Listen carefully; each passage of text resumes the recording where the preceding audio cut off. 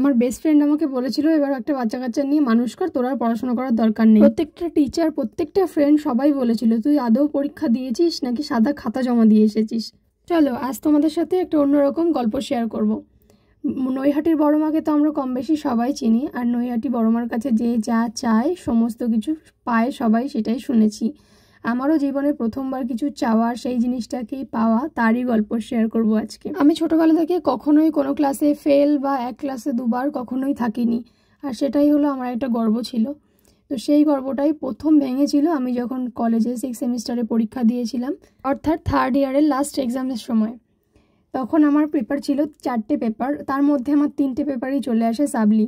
ভীষণভাবে ভেঙে পড়েছিলাম, যার জন্য বাড়িতে বলতে পারিনি 3টে পেপার সাবলি, বলেছিলাম 2টো পেপারে সাবলি এসেছে। তখন শুধুমাত্র আমার হাজব্যান্ড আমার পাশে ছিল, বলেছিল সব ঠিক হয়ে যাবে, নেক্সট ইয়ারে আবার তুমি এক্সাম দিও, দেখো সব ঠিক হয়ে যাবে। আর সাবলি পাওয়ার একটাই কারণ ছিল যে তখন আমার সবে নতুন নতুন বিয়ে হয়েছে, আমি ঘরে বসে বই পড়বো, আমার শাশুড়ি মা কাজ করবে, তাই আমার একটু খারাপ লাগতো তাই জন্যই। কিন্তু আমার শাশুড়ি মা কখনোই আমাকে বলেনি তুই আমার সাথে কাজ করে দে, বই পড়িস না বা কিছু। আমার সবসময় বলতো তোর সামনে পরীক্ষা, তুই বই পড়, আমি কাজ করে নিচ্ছি। কিন্তু আমি শুনতাম না, নিজেই নিজের দোষে একটা বছর পুরো নষ্ট করে ফেলি। তখনই আমি বড় মাকে ডাকি যে মা, আমি যদি পরের বছর যদি সমস্ত পেপার ক্লিয়ার হয়ে যায় আমি তোমাকে সোনার টিপ বানিয়ে দেবো, এই মানত করেছিলাম মায়ের কাছে। যথারীতি আবারও নতুন করে ফর্ম ফিল আপ করি পরীক্ষা দেওয়ার জন্য। হাতে সময় পেয়েছিলাম মাত্র 2 সপ্তাহ, কারণ আমি জানতামই না যে কলেজে ফর্ম ফিল আপ হচ্ছিল। তো ফর্ম ফিল আপ করার এক সপ্তাহ পরে অ্যাডমিট চলে আসে, তারই 1 সপ্তাহ পরে পরীক্ষা থাকে। তো সেইটুকুই টাইম পেয়েছিলাম।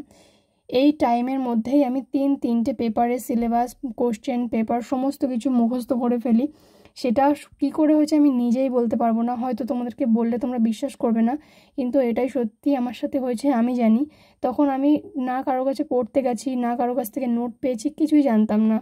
আগের বছরের পুরনো নোট থেকে ইউটিউব দেখে কিছু সাজেশান নামিয়ে যেগুলো আমি পড়ে গেছি পুরো হুবহু কোশ্চেন পুরো সেম এসেছে। আমি জানি না কিভাবে হয়েছে, মানে স্যার ম্যাডামরাও এতটাও কমন দিতে পারে না যতটা আমি এবছরে পেয়েছিলাম নিজে খেটে নিজে পড়ে। তো আমার মনে হয়, এটা আমার বিশ্বাস, বড় মা আমার মাথার উপর ছিলেন বলেই আজকে এতটা সহজভাবে আমি পরীক্ষাগুলো দিতে পেরেছি। আর আমি তো বিশ্বাস করি বড় মা সত্যিই আছেন। তোমরা কারা কারা বিশ্বাস করো অবশ্যই কমেন্ট করে জানিও। আর বড় মা তো বড় মার কথা রেখেছিলেন, তাই আমিও আমার কথা রাখতে চলে গেছিলাম বড় মায়ের কাছে। ভিডিওটা 1 বছর আগের ভিডিও, আজ তোমাদের সাথে শেয়ার করলাম।